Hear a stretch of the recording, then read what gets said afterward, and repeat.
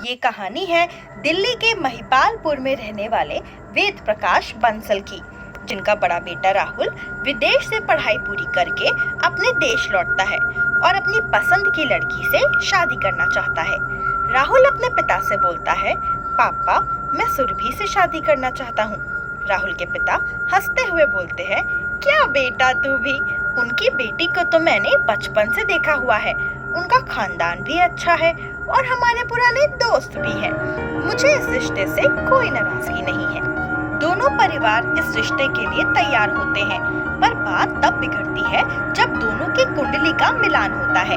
शास्त्री जी जब दोनों की कुंडली देखते हैं तब वो थोड़ा परेशान हो जाते हैं और बोलते हैं, देखो ये जो लड़की है वो घोर मांगली है और इसके आने से लड़के के जीवन काल पर बुरा असर पड़ेगा। मेरे कहने का मतलब है कि अगर बिना उपाय के ये शादी होती है तो आपके राहुल की अकाल मृत्यु होगी। शास्त्री जी के मुंह से ये बात सुनकर राहुल के परिवार वाले घबरा जाते हैं और वो बोलते हैं, पंडित जी इसका कोई तो हल होगा। शास्त्री जी बोलते हैं, ये जो घर के सामने पीपल का पेड़ है, कन्या की शादी पहले उससे करानी होगी। इस शादी के 15 दिन बाद आप राहुल की धूमधाम से सुरभि से शादी करा सकते हैं और शादी का कार्ड भी उसके बाद ही बांटना। दोनों के परिवार वाले इस शादी के लिए मान जाते हैं और फिर आता है वो दिन जो उनकी जिंदगी का सबसे मुसीबत वाला दिन बनता है। सुरभि दुल्हन की तरह सज धज कर आती है और पूरे रस्मों रिवाज के साथ उसकी राहुल के घर के सामने वाले पीपल के पेड़ से शादी होती है।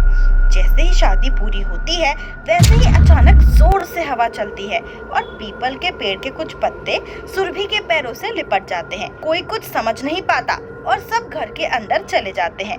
फिर शुरू होती है राहुल और सुरभि की शादी की तैयारियां।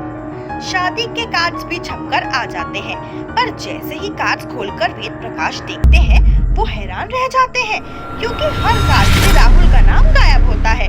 वो अपनी पत्नी से कहते हैं, ऐसा कैसे हो सकता है, मैंने सारे कार्ड्स खुद चेक किए थे और सब ठीक था, फिर अचानक से सारे कार्ड से राहुल का नाम कैसे गायब हो गया।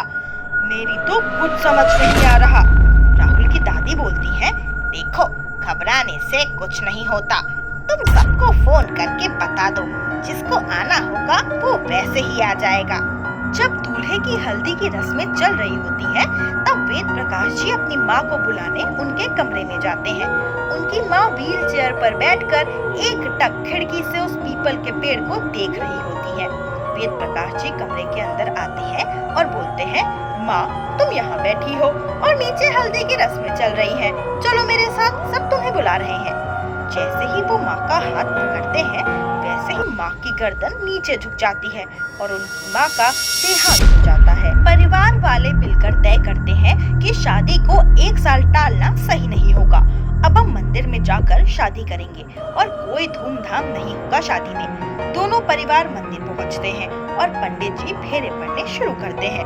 जैसे ही आखिरी फेरा पूरा होता है वैसे ही दूल्हा दुल्हन के गठबंधन में आग लग जाती है। जल्दी से राहुल अपने कंधे पर से दुपट्टे को नीचे फेंकता है। फिर सुरभि गाड़ी की तरफ जाती है अंदर बैठने के लिए। जैसे ही वो गाड़ी का गेट खोलती है वो देखती है कि पूरी सीट पर पीपल के पत्ते पड़े हुए हैं। राहुल भी जब ये देखता है तो अपने ड्राइवर को डांटता है, तुम्हें सैलरी किस बात की देता हूँ, गाड़ी को साफ करना तुम्हारा काम है, अब मुँह क्या देख रहे हो, साफ करो जल्दी। इतनी विचित्र परिस्थितियों में बहू घर पहुँचती है और फिर आती है उसकी सुहाग रात। सुरभि अपने पति राहुल का बेसब्री से इंतजार कर रही होती है और तभी राहुल अंदर आता है और सुरभि की तरफ देखता है और बोलता है कि मैं 1 तारीख हमेशा याद रखूंगा, हमारी शादी की तारीख थी वो। सुरभि सोचती है, ये क्या बोल रहा है, हमारी शादी तो 15 तारीख को हुई थी। इससे पहले वो कुछ बोल पाती, अचानक दरवाजा खुलता है और राहुल अंदर आता है।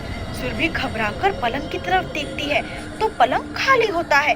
सुरभि रोने लगती है और राहुल से बोलती है, अभी 5 मिनट पहले ही तो तुम आए थे और मुझसे बात कर रहे थे, अगर वो तुम नहीं थे तो कौन था। तभी दीवार पर एक बड़ा सा साया बनता है और दोनों लोग उसे देखकर डर जाते हैं। और चिल्लाकर कमरे से बाहर भागते हैं। राहुल सारी बात अपने परिवार को बताता है। उसकी बात सुनकर वेद प्रकाश अपने शास्त्री जी को घर बुलाते हैं। शास्त्री जी उस पीपल के पेड़ के पास जाते हैं और कुछ मंत्रों का उच्चारण करके एक नींबू उस पेड़ के नीचे रख देते हैं। अगली सुबह वो राहुल के घर आते हैं और अपने नींबू को देखने जाते हैं तो देखते हैं कि वो पूरी तरह काला हो जाता है। शास्त्री जी घर वालों से कहते हैं, एक बहुत बड़ी गलती हो गई है वेद प्रकाश जी। जब आपकी बहू की शादी इस पीपल के पेड़ से हुई थी, उस वक्त हमने इस पेड़ की शुद्धि नहीं की, जिस वजह से इस पेड़ पर वास करने वाली रूह आपकी बहू को अपनी पत्नी मान बैठा है और अब वो हर तरह से परेशान कर रहा है। हमें इस पेड़ को जलाना होगा और वो भी कल सुबह 4 बजे। अगले दिन सभी घर वाले जल्दी उठकर तैयार हो गए और जैसे ही शास्त्री जी ने मंत्रों का उच्चारण शुरू किया, वैसे ही अचानक उस पेड़ से डरावनी आवाज आने लगी और अचानक उसकी एक टहनी ने सुरभि को पैरों से खींचा और उसको उल्टा लटका दिया। सुरभि चिल्ला भी नहीं पा रही थी। तभी शास्त्री जी ने गंगा जल पेड़ पर डाला, जिससे पेड़ की पकड़ कमजोर पड़ गई और राहुल ने तेजी से सुरभि को खींच लिया। फिर बिना वक्त गवाए उस पेड़ को जला दिया। पेड़ के जलने के साथ ही हवा में वो रूह भी भयानक आकार बनकर उड़ गई। राहुल और सुरभि को फिर कभी किसी चीज की परेशानी का सामना नहीं करना पड़ा और दोनों एक खुशहाल जिंदगी जीने लगे।